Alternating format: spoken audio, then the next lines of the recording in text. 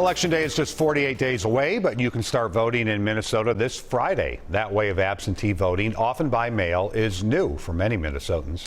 Last night's Good Question walked us through how to start the process. Tonight, we talk about what to do once the ballot arrives at your home and the most common mistakes that absentee voters make. Here's Heather Brown with the head of Dakota County Elections. So my ballot comes in the mail. Now what do I do? All right.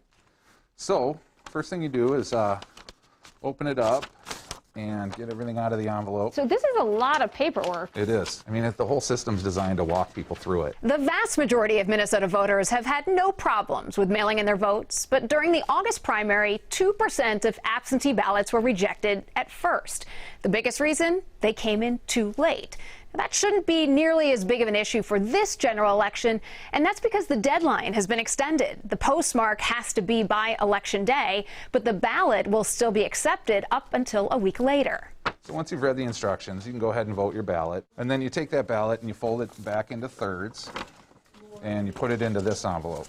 The secrecy envelope. So you seal that, and then you come to this envelope. It's called the signature envelope, and it has this little certificate here. Here you need a signature. Because you're signing an oath. And ID number, which could be what? Either a driver license or ID number or the last 4 digits of your social security number.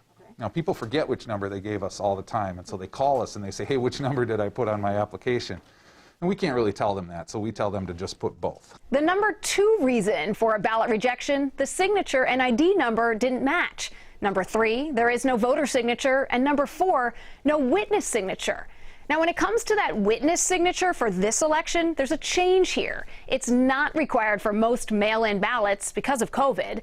Witness signatures are only required if you're registering to vote at the same time. And then the signature envelope goes into what's called the return envelope. And then there's a checklist on the back. We provide the postage and then drop this in the mail. Or in some places, you'll be able to drop it off in a drop box. You can call your county elections office for locations. What happens if you did something wrong? We have to reject that ballot, and then we'll turn around and we'll send you another one. And we'll do that until we run out of time. I see. So that's one of the biggest reasons to do this early. Yes, absolutely. And remember, you can always track your ballot the entire way on the Secretary of State's website. Heather Brown, WCCO 4 News. Another thing to be careful of is changing a vote. If you cross it out and mark something, the machine won't accept that ballot. The best solution is to call your election office and have them send you a new ballot. Heather also did an extended interview with Secretary of State Steve Simon about the changes in voting this election. You can find that on CBSN Minnesota or on WCCO.com.